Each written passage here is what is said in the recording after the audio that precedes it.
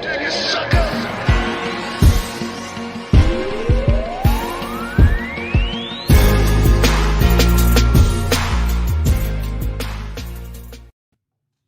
Welcome inside the Hall of Fame. I'm Booker T, 6-time world champ, 2-time Hall of Famer. Got my man Brad Gilmore here with me, guys, and we're ready to float on down. We got some stories. But first and foremost, Bradley, how you doing, man? You look a little grainy. Hopefully your internet is not on the fray today. But how you doing, dog? I'm good. Hold on, there we go. No? Okay, I'm working on it. But I'm doing good, Book. It's been a good day. What about you? No, man, I just been sitting around the house today, man. It's been kind of like a lazy day. I had a couple of Zoom calls. Other than that, I just been relaxing, man. Just trying to kick back and enjoy, life for a minute. I'm around the house. Don't get a chance to do this too often, but when I do, it's like the lazy river. Ain't doing nothing, man. Out in the backyard, just chilling. It's cool, man. To be able to be home and just be in your backyard doing nothing, so I'm good. Yeah. Well, a lot of stuff going on in the world, obviously. Lot of stuff going on this weekend. We got UFC. I think that's why.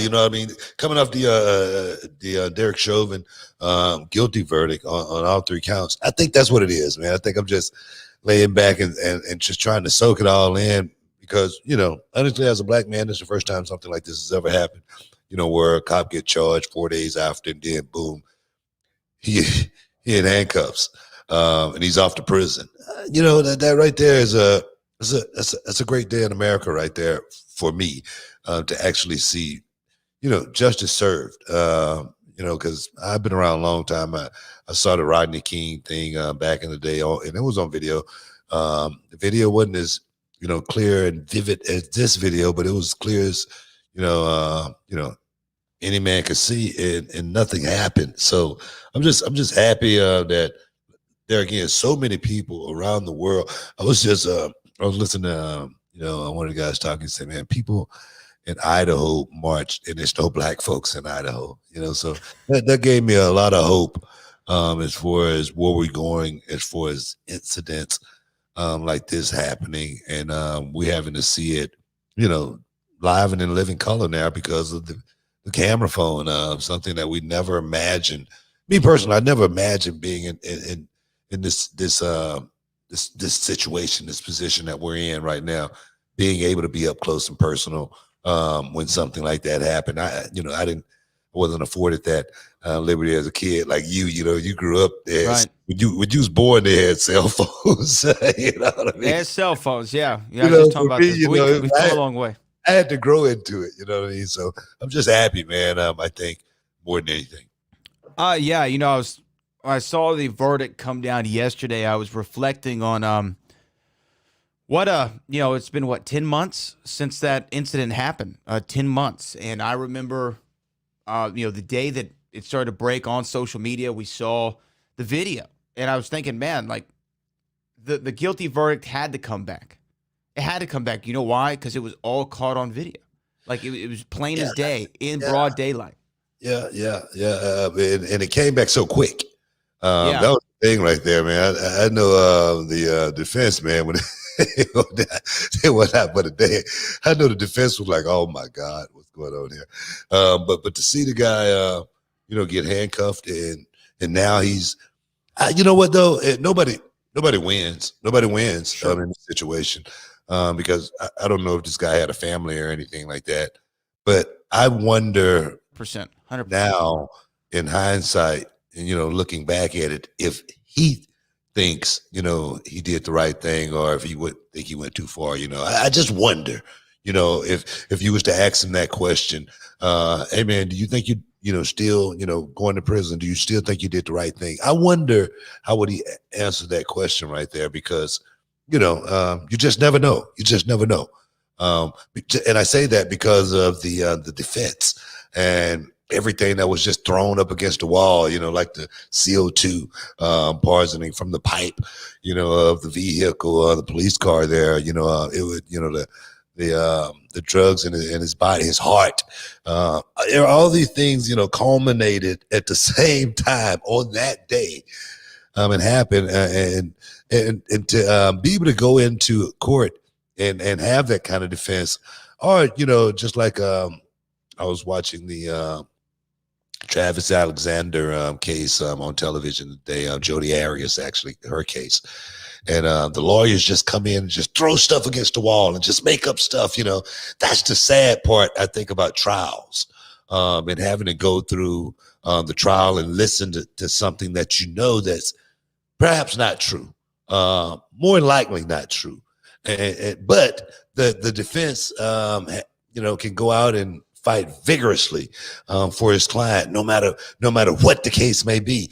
And I understand that also, because a person's life is on the line, but it seems like it should be a line somewhere. And I'm just saying that if I was a lawyer, I'd probably be talking totally different. But, just from the outside looking in, it just, the smear man, after he's gone, it's just sad. Yeah, I agree with you. The whole court system, sometimes it is a disgusting thing. But to go back to the verdict when it was read, and you saw the look, go back to your question, you saw the look on Derek Chauvin's face, and it was almost like he didn't. I don't know what was going on in his mind. And I asked the same question. It's like, well, does he regret it at all? Because he almost looked indifferent. You know what I mean? Like, he didn't make any face. And I know, he was wearing a mask, so you couldn't see all the, we couldn't see what his mouth was doing, if he had any expression, but he just seemed to be, okay, put me in the cuffs, and they led him to the back, and that was it. You know what I mean? It was real odd. That's the part that gets me right there, man, because you're going to be in a prison cell for some years. Life guaranteed.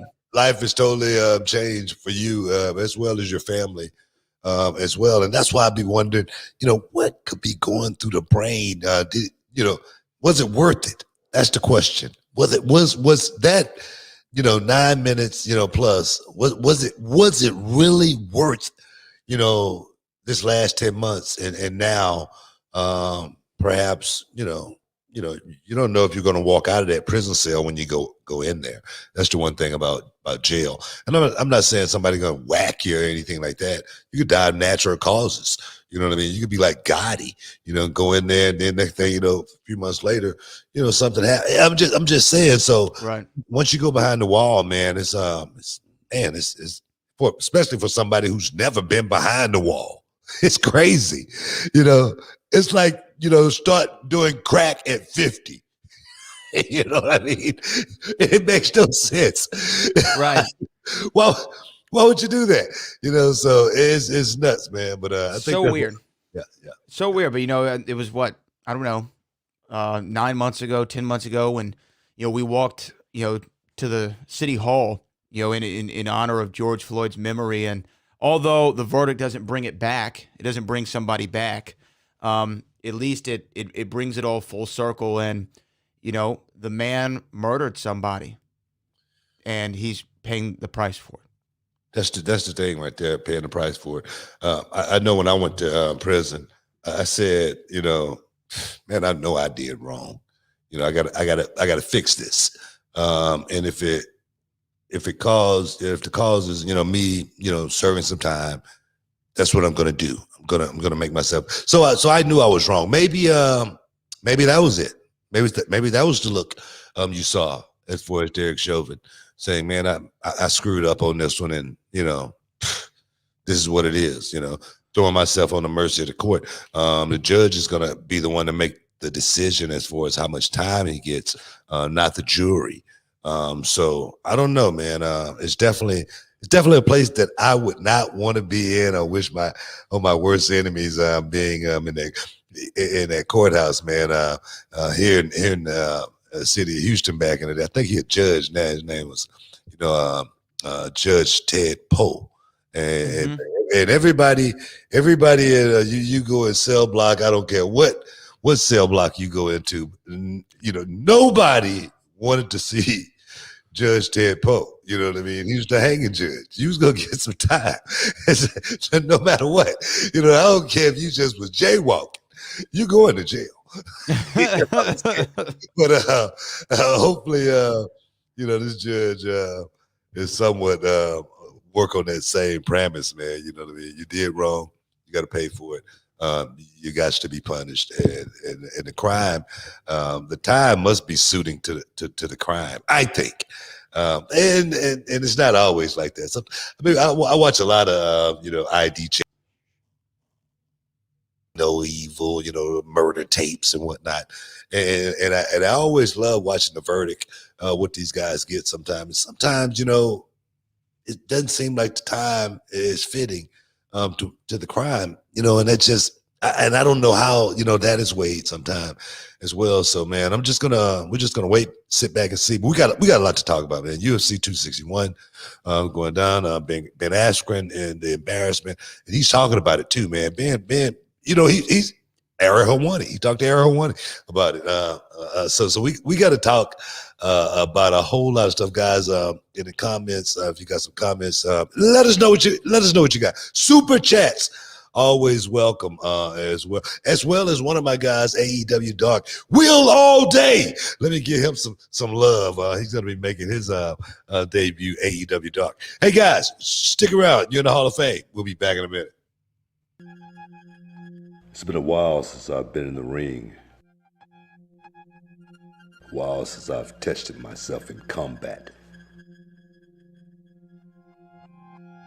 But life is a test, and the only luck is preparation. Question is, am I prepared? Well, I can't answer that question until the time comes. But I remember when I first got in this business, it was like deja vu. It was like a place that I had been before.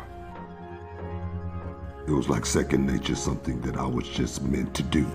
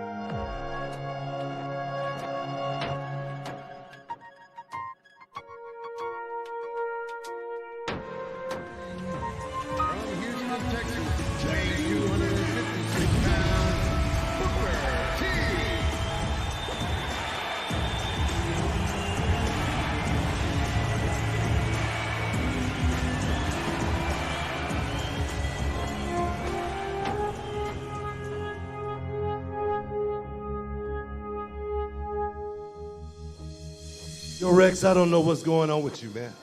I've done nothing but try to help you. I want the 5-time champ. I want the guy you used to be. If you want to see this championship back in this ring, Booker T, try and come take it from me.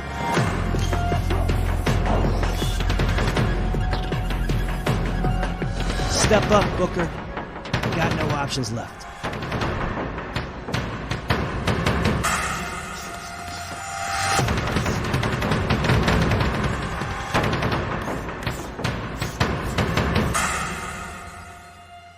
The guy you used to be.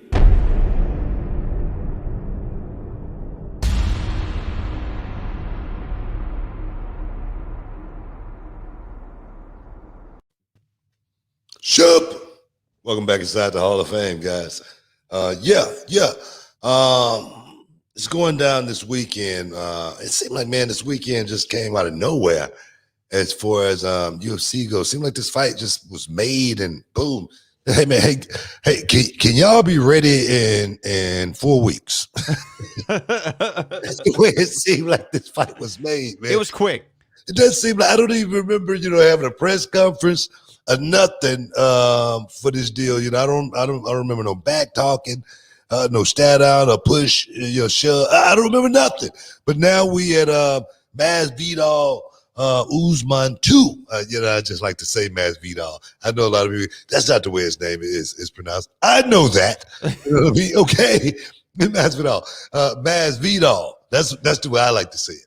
It sounds good. It sounds cool, right? I like it. Versus Usman. I know you want Usman. I know it is Usman. Just like being in the bush. I know you might not like that either, but that's what it is. Nah, man. It's going down. It's going to be a hell of a fight card as well. Weili Zhang, Rose Namajunas, Valentina Shevchenko versus Jessica Andrade. Those are really good fights. Even the undercard, though. Even the undercard. Chris Weidman, Uriah Hall. That's an interesting fight. It's an interesting fight, but it just lets you know how far Chris Weidman has falling off. That's the only thing it tells me. It doesn't tell me a whole lot. Chris Weidman has gotten wiped his last few fights. This guy, he's what boxers labeled punchy. You know what I mean? He's lost 5 of his last 7. He's punchy. You know what I mean? You hit Chris Weidman on the chin, bang, he's gonna go. Give him a pillow. That's all he needs, and he'll sleep 8 hours. So I mean Uriah Hall. I'm gonna take Uriah Hall in that fight just because I feel like Uriah Hall still have a little bit more left in the tank than Chris Weidman. Chris Weidman, of course, he's probably going to try to rely on his wrestling in that contest right there because me personally, I'm still wondering. Why is Chris Weidman still in the UFC? That's just me. Just because, in my opinion, it's just because whenever you say his name, the first thing you think of, oh, that's the guy who stopped Anderson Silva twice, right? Yeah. That's the only value. It's kind of. Can I make a comparative to him on the female side? Yeah. He's kind of like Holly Holm. You know what I mean? He's like Holly Holm from. Hey, why is Holly Holm still in the UFC? She's the girl who knocked out Ronda Rousey. And everyone remembers that. But Holly Holmes hadn't been on a skid as worse as Chris Weidman. I don't know. I'm serious. I don't think so. You can look it up. I think she's lost a fight here and lost a fight there. But the one thing that you can say about about her is the level of fighters that she lost to. Holly Holmes lost to some monsters. And so Miesha Tate, Valentina Shevchenko, Jermaine Durandame, she beats Betch Correa, loses to Chris Cyborg, beats Megan Anderson, loses to Amanda Nunes, and then wins against Raquel Pennington. That's exactly what I'm saying. What I just said. What did I just say? Who does Weidman lost to? Man, he's lost to let's look. Luke Rockhold, Yoel Romero, Gegard Mousasi. What's the last one? He beats Kevin Gastelum. He loses to Ronald Souza, Dominic Reyes. Dominic Reyes put him to sleep. Yeah. Yeah. So his skid has been much worse, I think, than Holly Holmes. So I can't make that comparison, right? I can't make that comparison. That's just you. That's just me. No. Is it going to be interesting? Is it going to be a fun fight to watch? If I watch it, man, UFC been putting on so many fights, man. I'm gonna tell you right now. I'm getting real, just like you can't force feed somebody and expect for them to just keep eating. You just can't. And I really feel. I remember WWE was like that, for a while. You remember when SmackDown was doing the pay-per-view and then Raw would do the pay-per-view, SmackDown. It seemed like it was a revolving door. Every 2 weeks there was a pay-per-view. It was a pay-per-view, and the fans were really beginning to sour on the pay-per-views, and I think the UFC has surpassed even what WWE did back then as far as shows and pay-per-views go on a weekly. I don't know. You oh no, wrong or not here. No, you're 100% on. It's just too much to keep up with. And there is such a thing as too much of a good thing. Much of a good thing. This is so stupid, but I remember when I was a kid, they had that bag of powdered, that was white powdered donuts, right? And that my grandparents had a bag of them in their pantry, and there was like 20 to the bag. I ate the whole bag, right? And then I was puking for the next 2 days. You know what I mean? So there's too much of a good thing. It's possible. And the UFC's been doing that. You think that's funny, don't you? Booker had got like a mental picture of me as a kid. But yeah, I mean, that's what the UFC's been doing. It's just so many fights, so many in a row. It's hard to keep up with. Even people who are hardcore MMA fans like you and I, if you want to keep up with this sport, it's next to impossible just based on the amount of content the UFC puts out there. Then you got to make room for one championship. You got to find Bellator fights on. You got to try to keep up with this. You called me the other week and you're like, did you see one championship? I'm like, they were on? You know, it was so many fights so often in the UFC.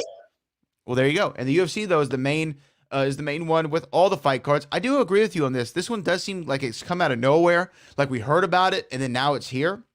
However, I am excited for it. I don't know what to think of the main event, and we're going to get there. But overall, I think that they put together a pretty good card. I'm interested to see it mainly, though, more than any fight. This is going to be the first show back with a full crowd. Full crowd, full crowd in there. We've seen some people, you know, when they went to Fight Island the last time with Connor Dustin, they had, I think, like 1,000 fans or 1,500 fans or something like that in there. This is going to have 20,000. And it might be the first sporting event to be held indoors with that amount of people. So, I mean, what do you think of that? Is it the right time? Is it a little too early? Would you go? It's way too early, and I wouldn't be, you know, even though I've had the vaccine, you know, I'm just not ready to put myself in that position just yet because, and really, I believe in the science, okay? I'm thinking about the science. I'm thinking about my kids. I'm thinking about the next generation. What's in my body. You know, I'm thinking about that. You know, the virus. You know, when I got COVID-19 back in June, it was a monster. It was serious. It was something that I know my body, and I know, you know, if I'm not feeling right.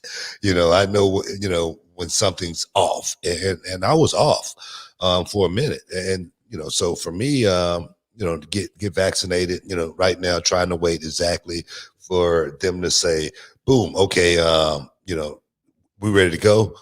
I'm gonna pause for a second. I could be overly cautious. Yeah, of course I could. I know that, but for me and my family, for the, you know, the next generation, I talk about more than anything, man.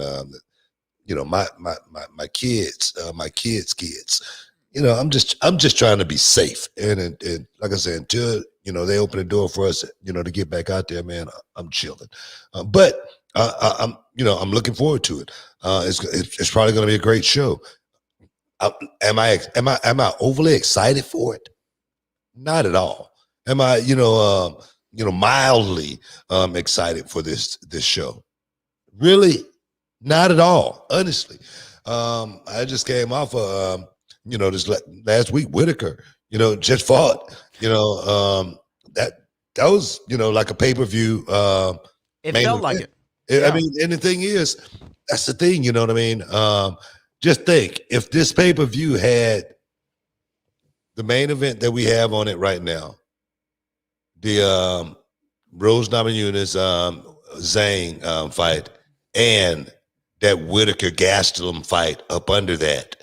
Now that for me that's going to motivate me a little bit more to go and buy the pay-per-view. I don't care about Jessica Andrade. It's not that I don't care about it, but it's not like she's the highlight for me that I really want to see. She's not motivating you to spend your money. No, not at all. Two women co-main event, and then you got another female fight, and then you got the main event. For me, as I don't know, maybe they're looking for the female audience. Maybe they're trying to boost that side. You know what I mean? But for me, it's hard for me to watch these women go out and beat each other up, man. Sometimes I mean, it really is. Every time I see a kick, I'm thinking about eggs breaking. I knew you were going to say that. Now that I don't agree with. What, man? No. That I actually think that these two, the two ladies fights on there, the Weili Zhang and Rose Namajunas especially, is one that I'm excited about seeing. They're great fights, man. They're great fights. Valentina, that girl always goes out there and throws them bows, and you know that Halle Berry's going to be in the crowd somewhere because that's her girl. That's not what I'm saying, man. That's not what I'm saying. It's just hard for me. I know what you're saying. To watch the women go out and beat each other up. Call me old-fashioned. Call me whatever you want. Sure. All right. But it's really hard for me to watch and get excited about it. Just because gladiators, back in the gladiator days, I don't remember seeing any women, in chariots. I'm just saying, you know what I mean? And I'm not taking anything away from the women in the UFC, but it would be hard for me to watch it back then. Even though I watch it now and it's entertaining, it's still hard for me to get excited about watching two women go out and try to beat the hell out of each other. That's just me, okay? That's just me. you. I like the way women look, and they're fine the way they look, right? Without getting punched in the face. Guys, stick around. Hall of Fame. We'll be back in a minute. Hey, what's up, guys? It's Booker T, 6-time world champ, 2-time Hall of Famer, and this is for all up-and-coming professional wrestlers, male and female. You want to know the ins and outs, the do's and don'ts. You got a question, I got the answer. If you want to know how, join my masterclass. Go to realityofwrestling.com for all the information. Starting on Thursday and every Thursday after that, guys. Don't miss out. Don't get shut out. And I know you can dig that.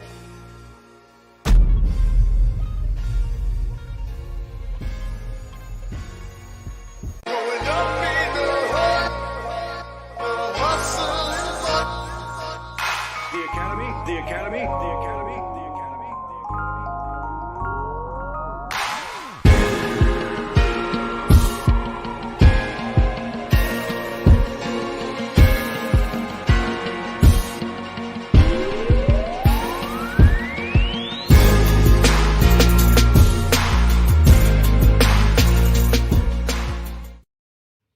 Welcome back inside the Hall of Fame, guys. We talking UFC 261 going down this weekend. Main event, Masvidal versus Kamaru Usman. 2 is going to be the rematch, and we're going to see how this thing go. Last time it was a fight that was made on 4 weeks notice? No. It was a few days. Few days. All right. Few days, maybe like a week. Boom. Brother stepped in. Took the fight. Masvidal, I'm speaking of, didn't pull it off, but he showed himself pretty well. Went the distance. Yeah, exactly. So, and with Usman, that right there, that's a win. That's a win. Now having the perfect training camp, we'll see how the second fight go. But let's talk about the. But let me ask: do you see it going any different at all? I mean, do you think? Well, I'm a Hoya Masvidal fan as far as for what he does inside the octagon. I mean, that year, what was it, 2019? He had the year of years.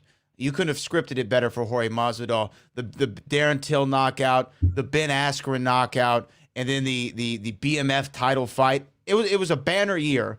Maybe one of the best years that any single fighter has had in the company's history. Then he gets his title shot, first title shot ever, on short day's notice, but he did it for the money, and hey, he said, I might have an opportunity to win this title.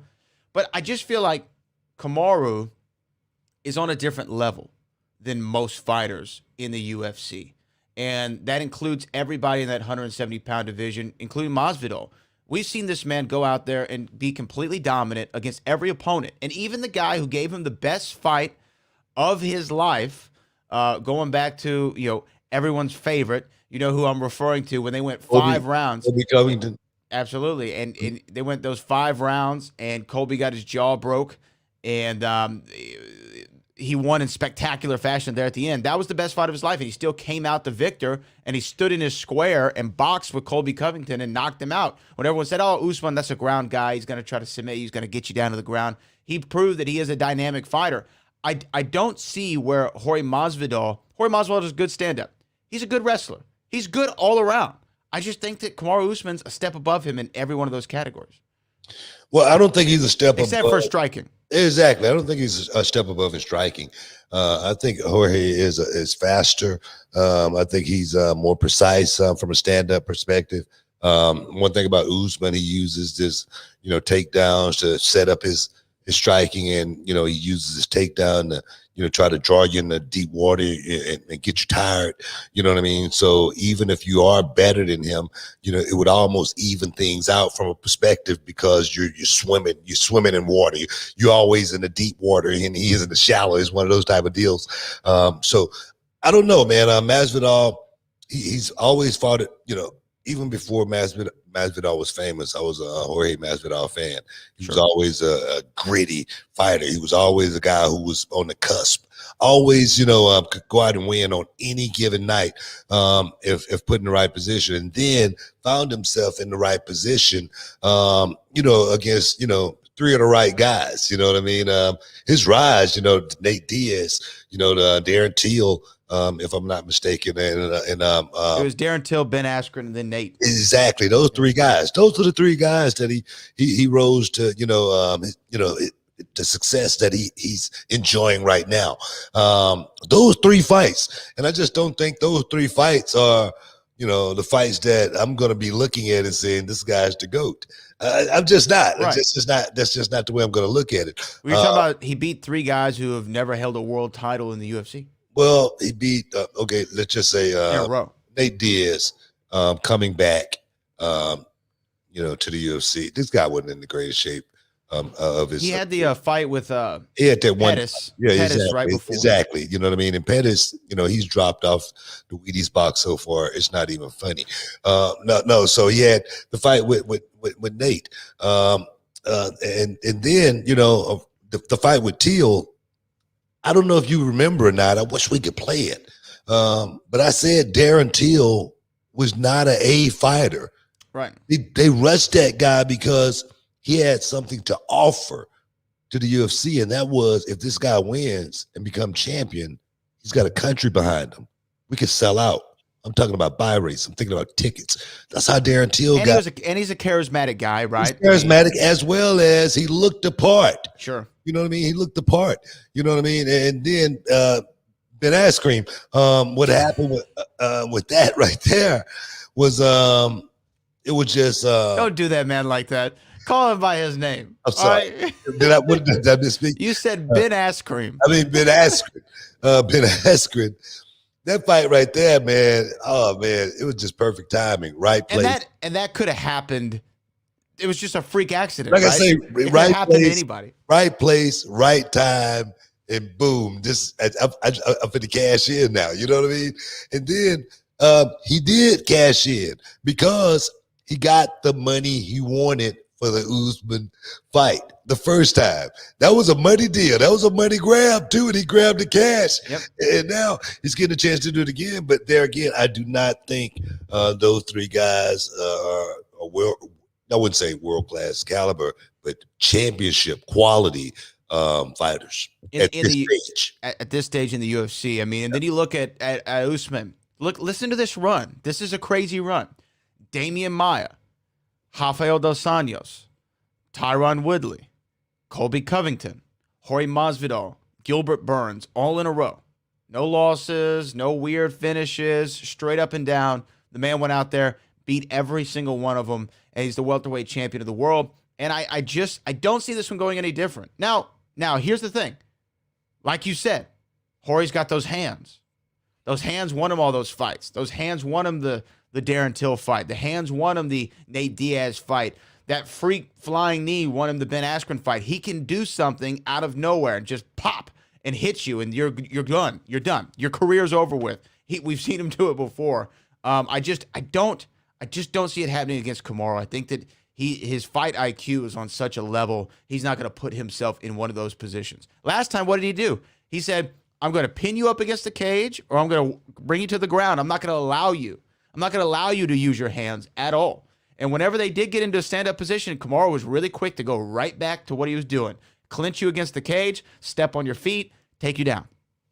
Well, I think if Masvidal is going to win the fight, he's going to have to do it early. He's going to have to do it in the first round, maybe second round. If it doesn't happen in the first or second round, it's going to be a long night for him because it's going to turn into a wrestling match. It's going to turn into a wrestling striking match. It's going to turn into a dirty boxing match if the fight go past 2 rounds. Masvidal is really, really good inside that first 2 frames. But once you get past those first 2, he kind of just start going along with the flow of things, seeing what's going to happen, not really, going all out trying to make things happen because I think it's a gas tank. I think you got to think about your gas tank when you're fighting a 5-round fight, and Usman there again being the better wrestler. If it get to that point right there, man, Masvidal is going to only, find himself needing more and more oxygen, trying to get from round to round, because if you find himself being easily taken down, of course, that's what Usman is going to keep going. That's what the money is. So why go away from it? So I don't see this fight being any different. But what about the co-main event? That is the Weili Zhang versus Rose Namajunas.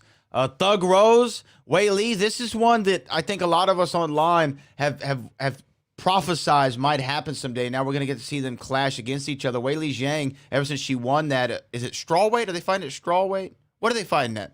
I think it's strawweight championship. I think it's strawweight. Yeah. I think it's strawweight. Yeah, it's strawweight. Ever since she won that strawweight championship, she and who did she beat for it? Weili Zhang beat, I'll tell you right now, for the Jessica Andrade. And she just ran through her like butter. 42 seconds. Just ran through her like butter. That's exactly what I just wanted to make you aware of that. Then she went out and she beat Joanna Jacek. Now this fight right here though, this Rose Namajunas versus Weili. Now that fight right there, it's going to be, I don't know. I don't think it's going to be as good as people think it's going to be. I think Weili's going to come out there and do the same thing. She's going to jump on Rose. I don't know if you guys saw Rose's last fight, but it was her comeback fight before this fight, after she had taken time off and whatnot.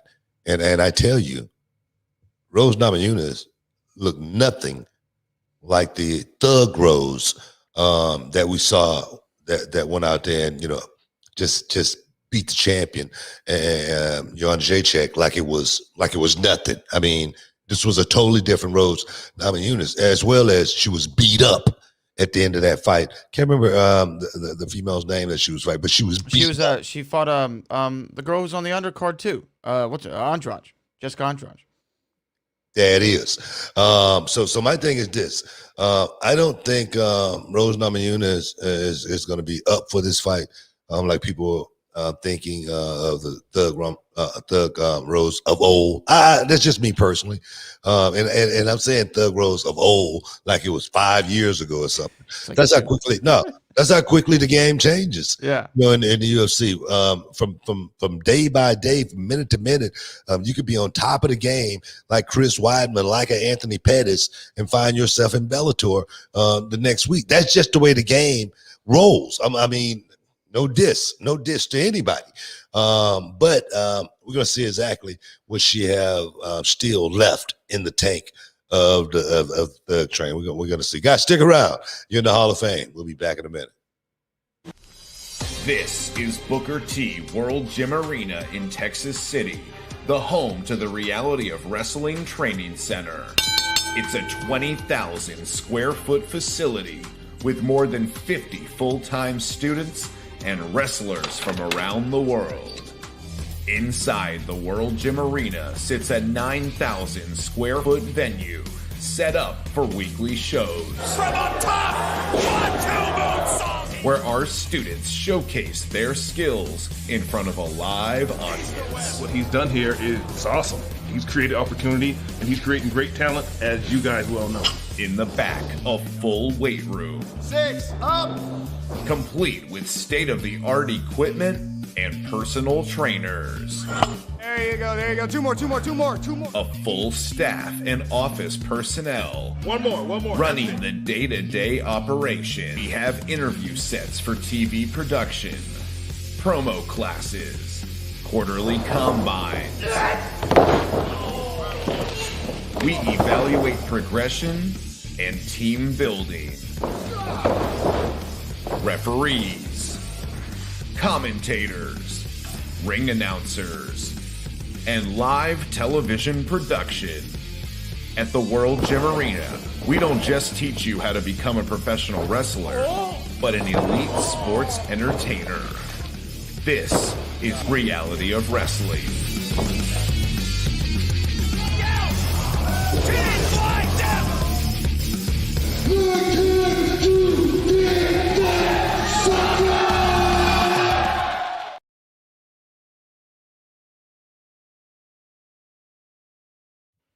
Boom! Welcome back inside the Hall of Fame, guys. Yeah, man. Just want to let everybody know that reality wrestling, man, we're going to be doing this thing. It's like a star search, looking for the next up and coming star, perhaps that can, do something at reality wrestling. But perhaps the next superstar that's looking to make it to that next level. We're going to be doing a series here at Reality Wrestling, guys. We want to be a part of it. If we got any young wrestlers out there that want to be a part of something like that, go to realityofwrestling.com. Get with Kevin Bernhardt. Get him all your information, guys, and come be a part of the row. Non-stop, baby. Non-stop. So get some, want some. But like we said, reality of wrestling, your ass better be big enough and bad enough to take some, because it's going to be on like a steaming pot of neck bones. I just had to get that. Do we say that, or is it just you? I think it's just you who says that at reality wrestling. Boys, like we all go in there. Your ass better be big enough, bad enough to, I don't tell you that. I promise you. I don't tell anybody that's one of Harlem Heat's first lines we ever had back in the day. Hey man, they've been good for 30 years. They've been working. It better be big enough, bad enough to take some. It's good. I like it. It's old like baby. I remember my brother had one that goes, it's gonna be like 2 peas in a pot. And when the water get hot, then you're going to jump. I'm like, where the hell did that come from? That's something you think about while you're on the road, right? On the fly. On the fly? On the fly. What is it? You're 2 peas in a what? Just 2 peas in a pot. But when the water get hot, then you're going to jump. I'm like, what the hell? It sounded like it made some sense. I like it. I like it. I like it, Book. I like it. But it's going to be a good card this weekend, I think. Overall, so we'll see how it goes. You're picking. Okay, look, let's just do the top 3 matches. You know, who you picking in the main? Are you going with Kamaru? Yeah, I'm gonna go with Usman in there. Of course, it could be an upset.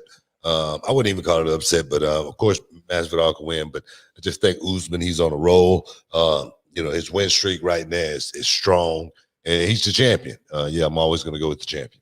And then will the champion Weili Zhang against Rose, Thug Rose, Namajunas? That fight's going to get ugly. I think it's going to get ugly for Rose. I really do. I think she's going to get beat up really, really good. And it's going to be. I'm not going to say it's going to be a wash, but it's going to be close to a wash that you have seen in quite some time. And normally when I call them, guys, you know what I mean? Just like the Jake Paul thing with Ben Askren. I don't know if you guys, listened to the show when we was talking about that, but I said Ben Askren did not have not one chance of winning that fight. I said it was going to be quick. I said Jake Paul was going to beat this guy because I could tell when somebody know how to handle themselves, and Jake Paul know how to handle himself. Now go on, move on. And then the other fight will be the Shevchenko versus Shevchenko, man. It's been so close, man, to winning titles and higher divisions, and they created that division for who? Which one? The strawweight? Yeah, who they created that division? Tell me. I mean, originally the original star of the strawweight was Paige Van Zandt. They created that division for Valentina Shevchenko because she couldn't get over the hump, fighting Amanda Nunes. That's when that division was created. I don't know if you remember that or not, but I'm just trying to get you some.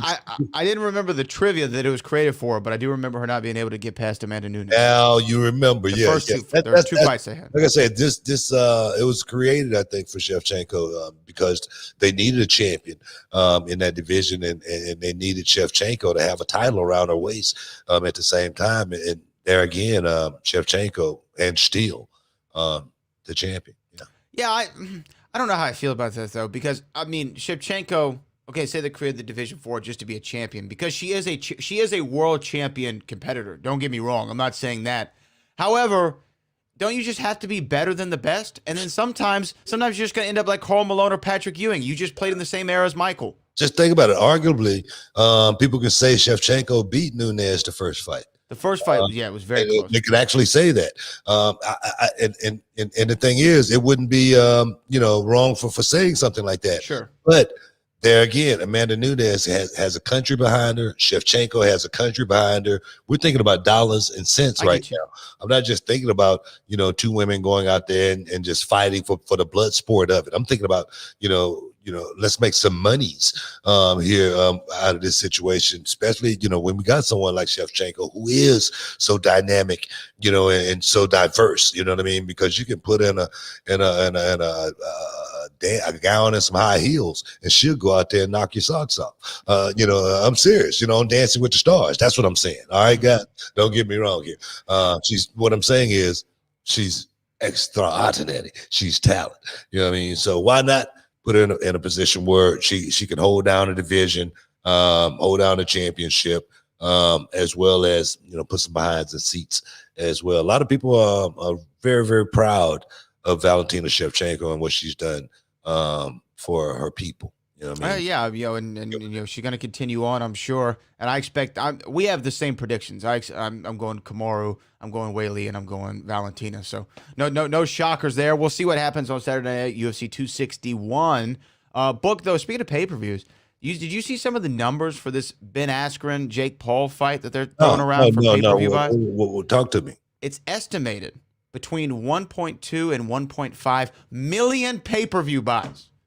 Can you imagine that? That would make it one of the most watched or purchased pay-per-views in combat sports history. It'd break the top 10 with that number. I was floored when I read that. Now, still trying to be confirmed. There's streaming, Triller, Fight TV. There's all kinds of numbers that have to come in. However, if that is the end result, kudos to the entire promotion. That's incredible. Well, I'm gonna tell you right now, I'm not shocked. I'm not, I'm not going to sit here and say, man, I thought this thing was going to do 100,000 buys or less or what. No, I'm not thinking like that. Young people, man, young people like seeing young people do things, man. That's just always been your philosophy. That's always been my philosophy. And when you could have, all the artists that was at the show, all the music, because you got people that's cooped up at home, that want to see some of these guys. Sure. You know what I mean? So they wasn't just watching it just because of the fight or anything like that. And then they got, a little flavor of a little bit of everything. So it was one of these things to where, okay, you didn't like this part of the show, you might have liked that part. If you didn't like that part, you might like this part. So it just has so much going on as far as, the show goes. Then you got, gotta think about promoting. Something I talk about with wrestling all the time, those guys obviously promoted to the people that they wanted to go out and purchase that ticket, that $49.99. And that's what you got to do when you got to hustle. You know what I mean? 1 million people, it's not that many people when you picking them up from here, sure, and all over. But it's got to be, you got to have people in every pocket promoting properly in order to make that happen. So kudos to those guys putting the wheels to the ground and making that thing happen.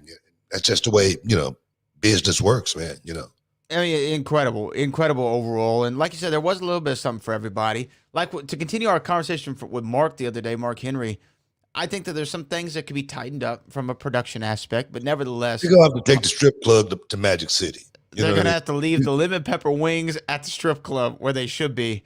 However, you know what though? Some of those acts, like I said, I'd only heard of Doja Cat, and she went out there, she rocked it. She made a fan out of me. She went out there, she was rapping, singing. She had the guitar player with her the whole time. I don't know if you remember the act I'm referring to. I don't remember. She was great. She was on not right before the main event. I think she was on either after or before that slap. I'll go back and watch it. I'll go back and check it out on YouTube. She was great. She was great. She rocked it. So there, exposed me to some new things. But the evening though is being described as a total embarrassment for Ben Askren. Did you see him talking about that? Yeah, Ben Askren talked about it, and he talked about it, out in the open. He didn't try to hide or anything like that. And the thing is, in a situation like this, you can't hide. Yeah. You know what I mean? You're going to have to get yourself back out there. People are going to want to talk to you about it. You know what? I've seen Ben Askren do more interviews in a week than I've seen CM Punk do his whole, to this day. Have you seen CM Punk have any interviews about losing other than, at the end of the fight? No, not any that I think of. I'm sure he's had to. You know what I mean? No. And I say that, and I give Ben Askren, I wouldn't say I give him a lot of credit for it or anything like that, but he's the best high-profile loser in the history, in recent history, right? With the Jorge Masvidal and with the Logan Paul or Jake Paul. One thing, I don't know if Ben Askren really being true or not, but the guy seemed like it seemed like he's experienced loss before, and it didn't happen inside of the ring. And I say that because when you've lost before, and then something like that happened to you, losing a fight, it's not that big, you know what I mean, in the scheme of things of life. You know what I mean? And I'm wondering, is Ben Askren really on that level, of life to where something like this could happen to him, and he looks at it as, man, it's just something that happened, not something I can hold on to. We got to move on. If that's what we're going to be talking about forever, bro, it's going to be a boring conversation. I can appreciate that right there. Stick around, guys. You're in the Hall of Fame. We'll be back in a minute. Hello, ladies and gentlemen, and welcome to the movie Trivia Schmodown. Yeah, good evening here tonight. Who's ready for some matches, huh? Let's Schmodown.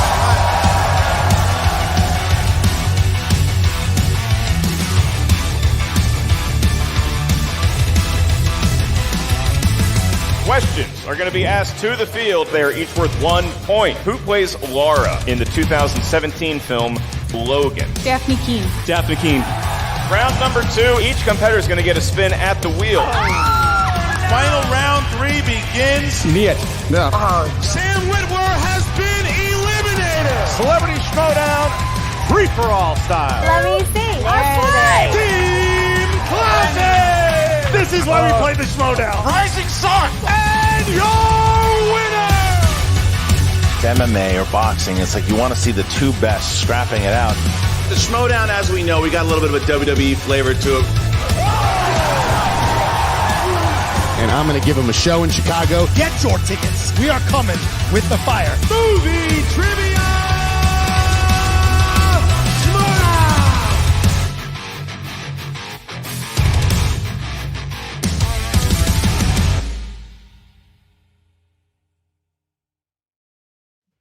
Welcome back inside the Hall of Fame, guys. We're talking about the Jake Paul, Ben Askren fight. I'm glad you're getting his name right now. It was what it was, man. Ben Askren say, man, I'm done. That was my last fight anyway. Let me pick this check up. He said he made some good money back home with the kids, wrestling school. Everything's good. Everything's good. Everything's good. That's what the man said. But he said, I got a buddy that want to, take up some of my slack, that step inside the square circle and really toss you up a little bit of something. So I'm wondering, is Jake Paul going to answer that challenge? And the challenge came from none other than Tyron Wood. Tyrone. Tyron Wood. He better be Tyrone if he's going to fight Jake Paul. You know what I mean? He's got to be the bad man that he is. This is what he said. This is what he said. Tyron Woodley said this in reference to challenging Jake Paul. He said, you had a lot to say in the locker room. Let's fight. I want to hear what Jake Paul got to say about it. You want to fight me? He could fight me. I'll fight his friend, Jay Leon Love, in MMA because I want to elbow his ass. I don't want no little boxing with the poofy gloves. I want to elbow. I want to effing hit his face. I want to break his face, break his arm, and just let it out. So if this boy wants to fight me, he's going to have to come see me in the cage. Now, that's in reference to Jake Paul's friend, Jay Leon Love. That tells me that, I'm going to tell you right now what that just told me. Everything that Tyron Woodley said, he don't want an ass whooping. All right? That's why he's talking about an MMA fight. Well, that's I will say, I think he did say at one point, I'm I'm trying to find the actual quote, but he did challenge him. He straight up challenged Jake Paul. He said that he can take you in boxing. Which here's the thing. No, I'm talking about Jay Leon Love. That's what I was Jay Leon Love. Okay. No, I was talking about that's what he doesn't want. He don't want any of that smoke in a boxing match. That's why he's saying he'll fight him in an MMA fight, but not a boxing match. Okay, that's here nor there because Jay Leon Love, he's a boxer, and he's a damn good boxer, and he would beat Tyron Woodley up pretty good. Now moving on to Jake Paul, and Tyron Woodley calling Jake Paul out. Now people can say what they want to say. People can think Tyron Woodley is a really good boxer. A good, he can go out there and put the gloves on. And a lot of people are going to think, Tyron Woodley can go out there and beat Jake Paul. But I would be willing to bet money that Jake Paul would go out and beat the hell out of Tyron Woodley with inside 2 rounds as well. Well, I don't know if I'd say and I say that just because of the boxing that Woodley has done inside the octagon lately. Well, he's looked terrible. Let's be honest. He's looked terrible. And the thing is, Tyron Woodley got one highlight knockout on his record, and every time they show a highlight film of Tyron Woodley, that one fight is on there, and he was fighting. I can't remember the guy's name. That's how long ago. You can't even remember his name. I'll find out. He was hot back in the beginning of this UFC thing, but I'm gonna tell you right now, Tyron Woodley versus Jake Paul. Josh Koscheck. Josh Koscheck. That's the only, real knockout that Tyron Woodley has on his record to where people can think Tyron Woodley is a fantastic knockout artist. He's not. Darren Till, okay. Did he fight? Did he? He submitted Till. I think you're thinking of Robbie Lawler. No. But he hit Till with some shots to get him to that position. You know what I mean? So my thing is this. Yeah, exactly. Robbie Lawler. That just could have been an off night for Robbie Lawler. We've seen Robbie Lawler come, to fight sometimes. Sometimes he's just not there. That's due to PTSD, a lot of fights, not, being in the ring. That could be a multitude of things. But Tyron Woodley, I'm willing to go out on record right now on this date and say Jake Paul would beat Tyron Woodley, would beat the hell out of Tyron Woodley in a boxing match with inside 2 rounds. I don't see that. I don't. Only reason I don't see that is because Tyron, even in his later stages of his career, almost hitting that 4-0 mark, he's still in great shape. He looks great. He doesn't look like Ben Askren. He looked like he's in great shape. Okay, if you were to put we talked about the posturing, of Tyron Woodley. We talked about Tyron Woodley looking like he actually still knows what to do. Now, the thing is, he actually do in his mind, but his body cannot actually go out there and get it done. That's what happened to fighters as they get older. They can't pull the trigger anymore. It's just not there.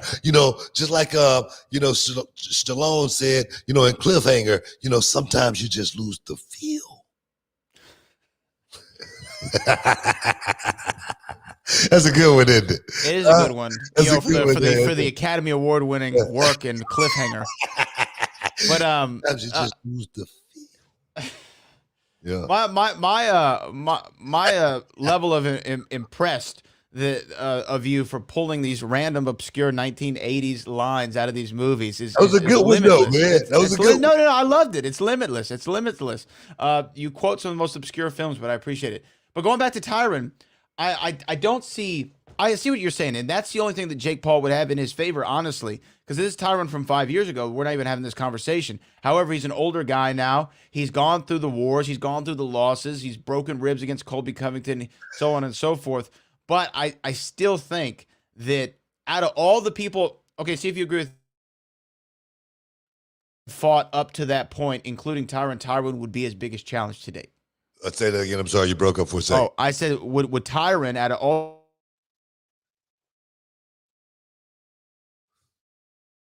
Man, Brad broke up on me again, guys. I don't know. Can you not hear me? You just broke up again. You like froze. You froze on the screen. There you go.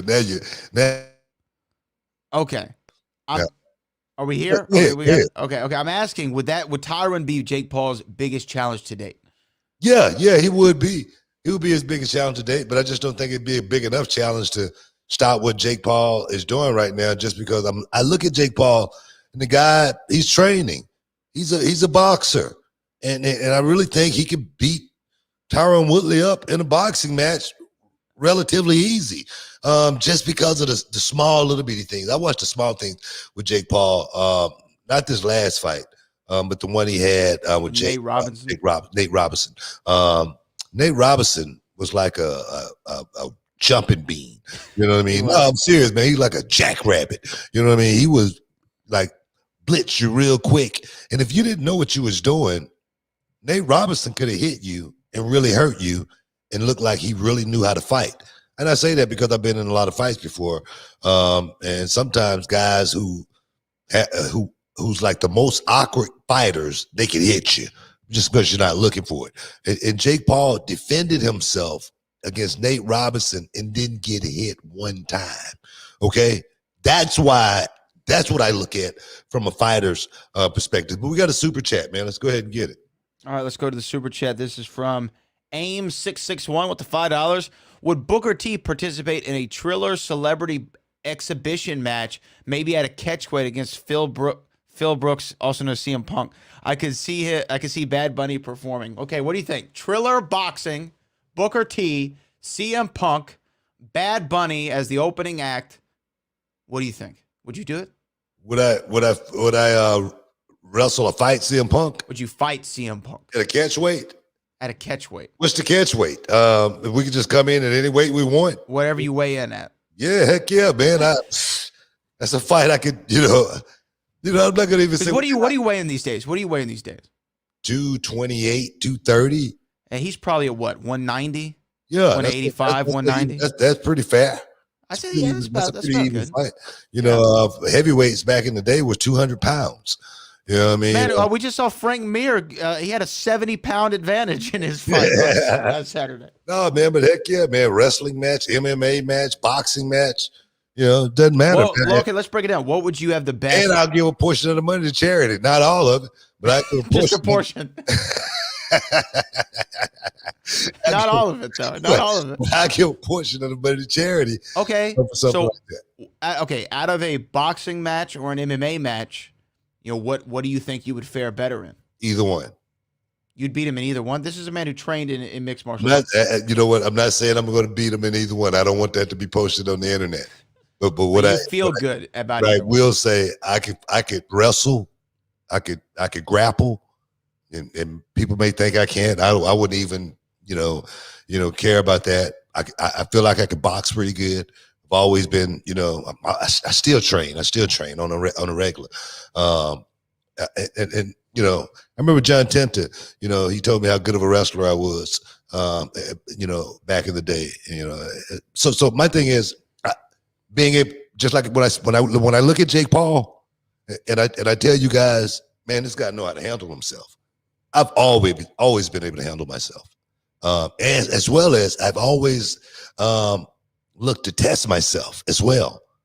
Oh man, it's nothing like actually having that adrenaline rush, knowing that you're actually getting ready to go into a real combat fight. It's nothing like it. And I've been in that position many days in my life. And I'm going to tell you, it's always been a scary moment, man, but it puts you on high alert as far as something going out there and something happening. So for me, I appreciate the super chat, but man, heck yeah, man, that's somebody I feel like I can go with. Well, it'd be an interesting one to see. Booker T, you heard it here first. Booker T, Phil Brooks, Triller Fight Promotions. It's going down. Portion of the money, a small portion, going to charity, but nevertheless, we're going to get the job done. I'm excited to see it. Hopefully we can make it happen.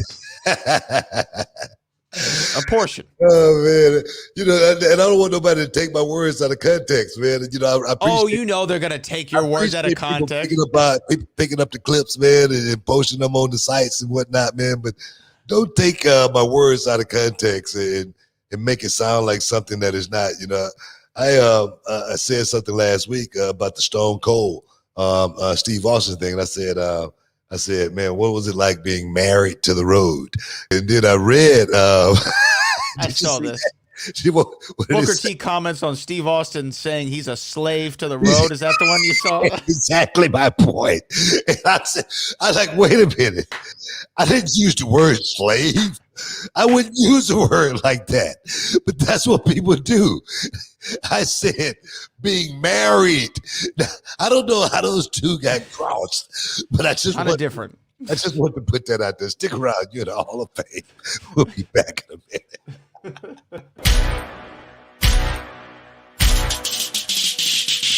Brian, I know you're actually one of the most underrated talents that's ever been inside a reality wrestling ring, but you're not the talent. Me beating you, becoming the greatest reality wrestling champion, it's not personal.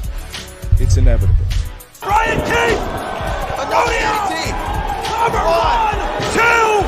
He did it! Dreams do come true! This is the bounty of all bounties. Are you ready to cowboy up? Brian Keith, after all these years, cashing in and becoming the new reality of wrestling heavyweight champion. It was an awesome night.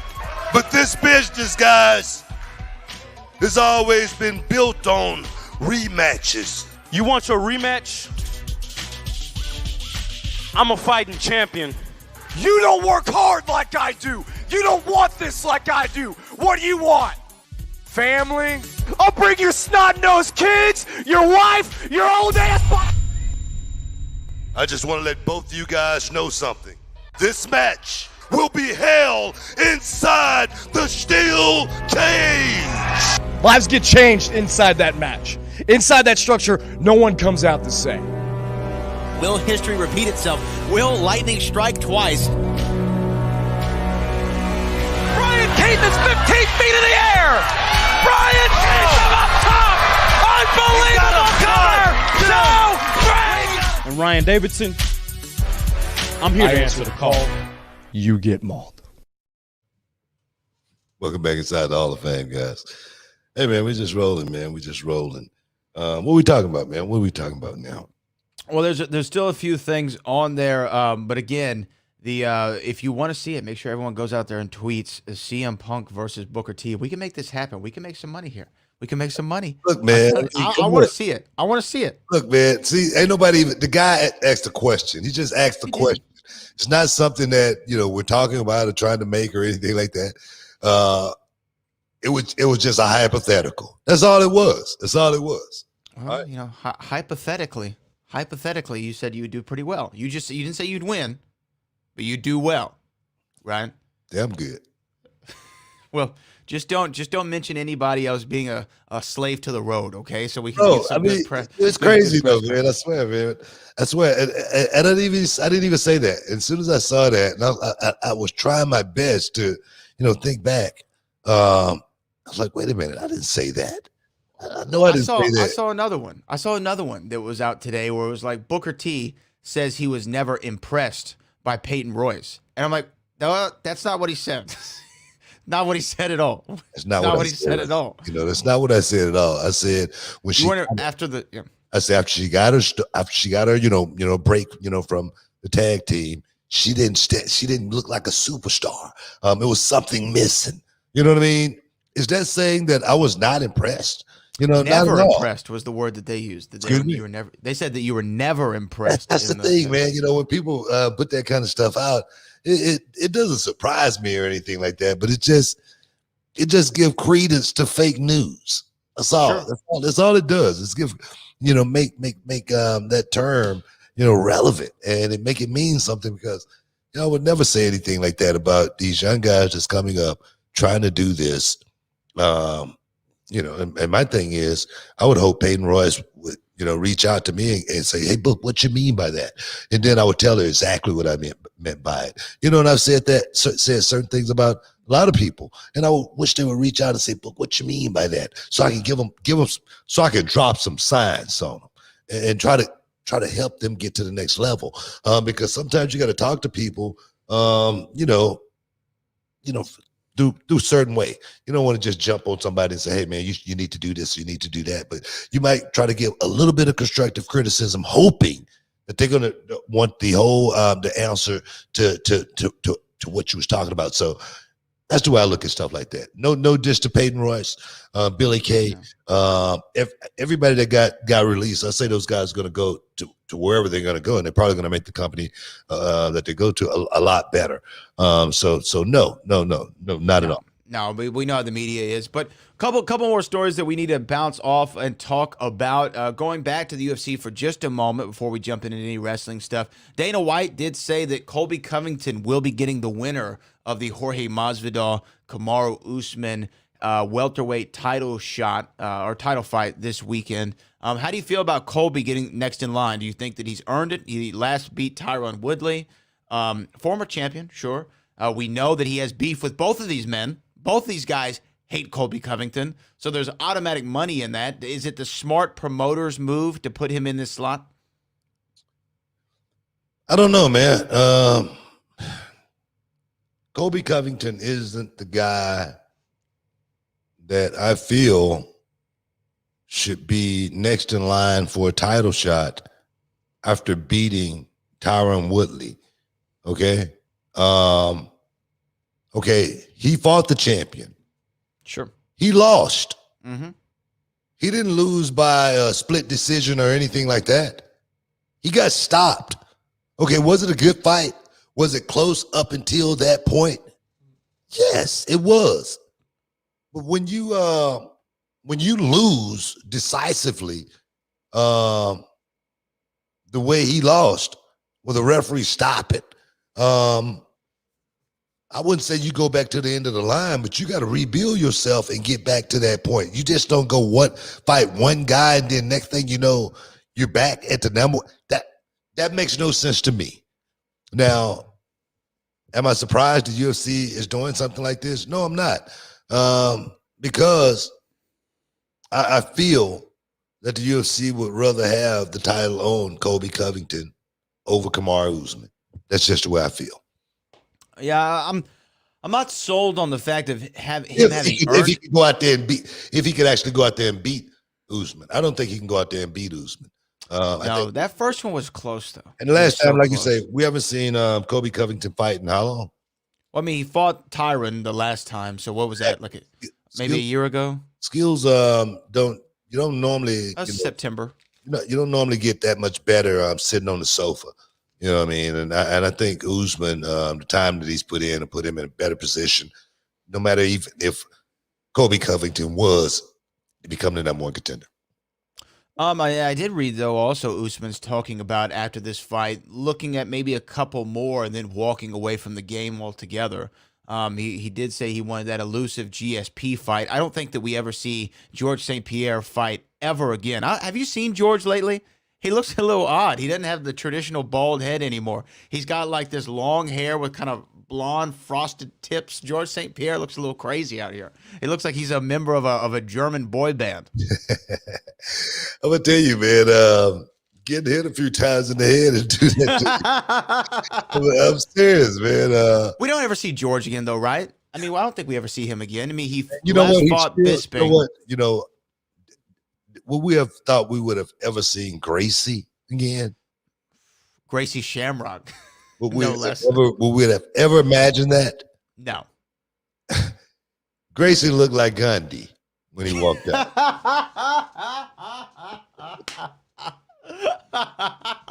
Ready to whoop somebody's ass. That is the line of the century. I'm serious. Gracie looked like Gandhi. He did.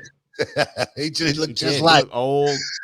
I mean, he had that little front kick. You know what I mean? That was it. You know what I mean? The kick about a calf. You know, that's it.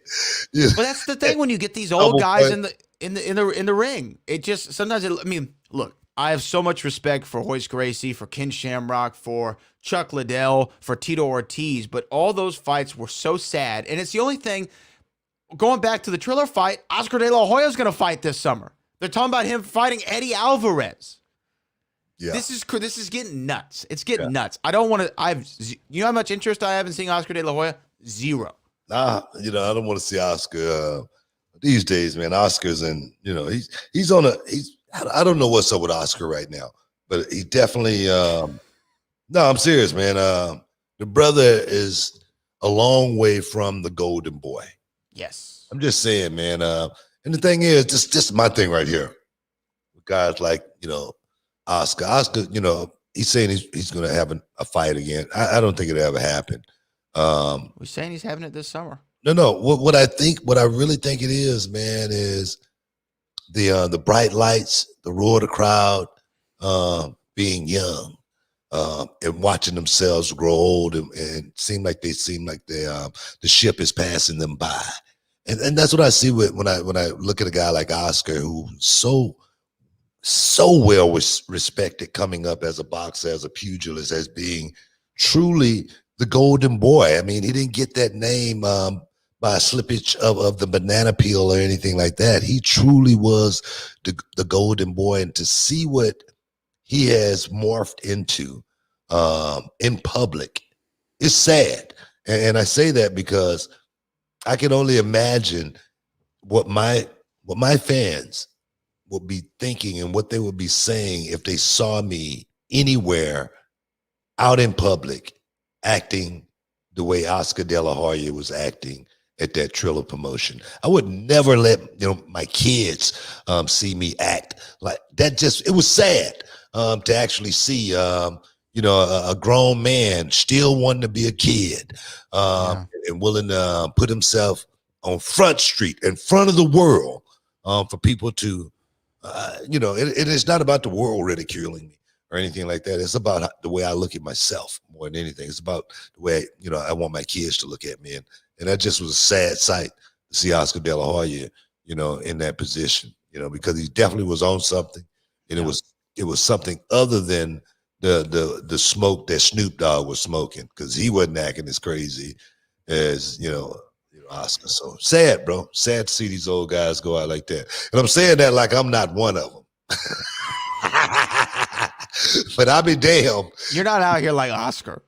You ain't gonna catch me like that, man. I mean, I like being out in the party. You know what I mean? I might have a glass of wine, but you're not gonna catch me drunk. You know what I mean? You're never gonna see that. I do not ever want that sight for someone to see that looked up to me. I remember McGregor Park, South Park, Texas, MLK Boulevard. This kid came up to me one day, and I know I'm a street kid. I know what I've been through. I've been through quite a bit. And that's right when I got on WCW, and this kid came up to me and he goes, I was still just going to the park back then, still just being Booker. He said, man, I want to be like you when I grow up. And from that day on, man, I knew I had a responsibility. I swear to God. From that day on, that kid, little black kid coming up to me and he said, man, I want to be like you when I grow up, knowing who I am, knowing where I came from. And this is a kid that want to be like me when he grew up. Oscar got so many kids like that look up to him, and to see him in that position, just was a sad sight. Guys, stick around. You're in the Hall of Fame. We'll be back in a minute.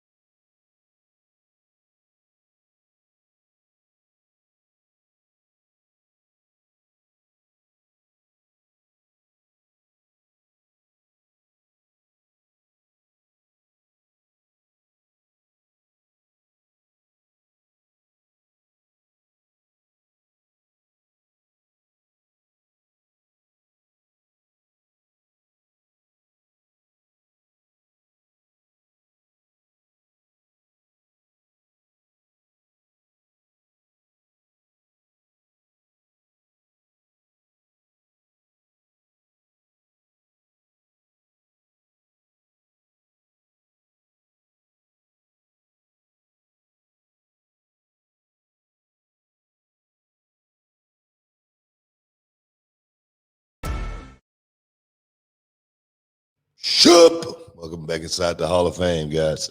Yeah, man. We just rolling. I was just looking at one of the Edward Almont. Booker, your voice sounds funny. What's wrong with my voice, man? What is wrong with my voice? Sounds like it always does. I sound a little hoarse today or what, man? What's going on? Sounds like it always does. I sound good. Book, speaking of today, I did look up something that I wanted to share. So I found this website, this article. They do this every single day. I actually want to give them a shout out. It's called hookedonwrestling.co.uk. They're overseas. It's a free plug for them.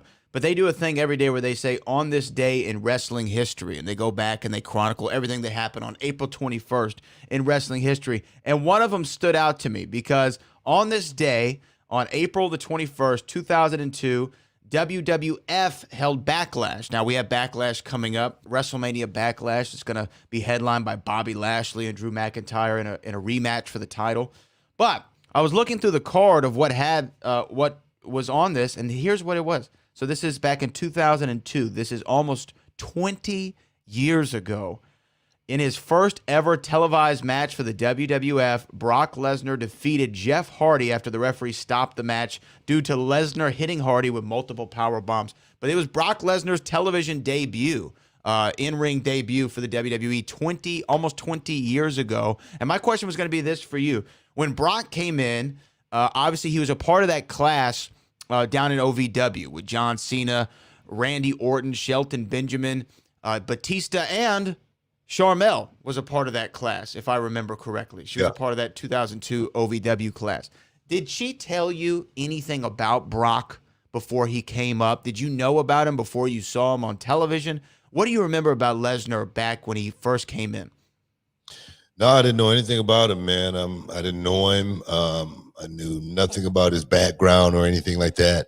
But immediately, you knew this guy was going to be a major player and put in a certain position from the get-go, which he should. You know, when you got a guy like Brock Lesnar, like I say, not knowing the background, but now in hindsight, looking back at it, the guy was a beast, man. He was the real deal. He was, Kurt Angle on steroids. No pun intended. I'm just saying. But the thing is, you always wonder when you see a guy like that, how long is he going to last? Okay, that's what you wonder, I think, more than anything. Yeah, this guy's going to be a fly-by-night here today and gone tomorrow. He's a big guy, and there's so many big guys that have come through this business that have not lasted for 20 years. Not just lasted for 20 years, but lasted for 20 years on top at the ultimate level of being on top. You know what I mean? So, no, I didn't think nothing but, this guy, in the stars is the limit as far as Brock Lesnar go. And then I remember actually getting in the ring with him when he first came in, and it was like, wow, this guy's he was so strong, unlike anybody that I had ever been in the ring with, unlike anyone that I ever been in the ring with, and I was like, wow, this guy's going to be great, which he did. And think about this. You said, was he going to be around for a long time? After he made his debut, 4 months and 4 days later, he was in the main event of SummerSlam and beat The Rock for the world title. 4 months after his television debut. I don't think that anyone's ever been given the ball so quickly in the history of the company. Now, he did have his long hiatus. He was gone for however many years from the WWE. He was in New Japan, then he went to UFC. But for Brock to come back, this second run that he's had since he came back in 2012, almost another 10-year run that he's had on top, to use your terminology. I think his second part of his career was better than the first part by like leaps and bounds. Yeah, definitely. But he established himself when he went and did that UFC thing. He didn't just go to the UFC and, just be a part of it. He went over there and he took over it in his division. Of course, his first fight with Frank Mir didn't turn out the way he wanted, got caught in that ankle lock. But then to come back, redeem himself, beat the hell out of Frank Mir, go on to, Randy Couture, crush him, and, so many more guys that Brock Lesnar went in there and mixed it up with. Keith Haring, Shane Carwin. He put himself on the map. To come back to the WWE to really take that role and take it to another level. That's something that we talked about with Ronda Rousey. Speaking of Ronda Rousey, congratulations. Yes. She's with child. She's with child. She's pregnant. So congratulations to Ronda Rousey. being pregnant, man, having a kid is going to change her life. I'm sure she's happy as heck. Something that she's been talking about for quite some time. But yeah, man, that's the way the old mop flop. That's the way the game go, man. But hey, man, it's been a long day. It's been a long day. It's been a day, boy. I got to go work on my golf swing. I got a golf lesson in the morning, so I got to get up and go get that done. So I got to. You know what? What time? I think my golf lesson is at 9:30. I better start stretching right now. You know what I mean? I'm just saying, man. I'm just saying these days, man, the old bones, you look like my dog, man, Shogun, man, my husky, man. And man, these days, man, I got on, a joint program. You know what I mean? She's taking all kind of supplements. You know what I mean? I was about to say, I know yesterday was 420, but she's on a joint program. I don't know about that for a dog.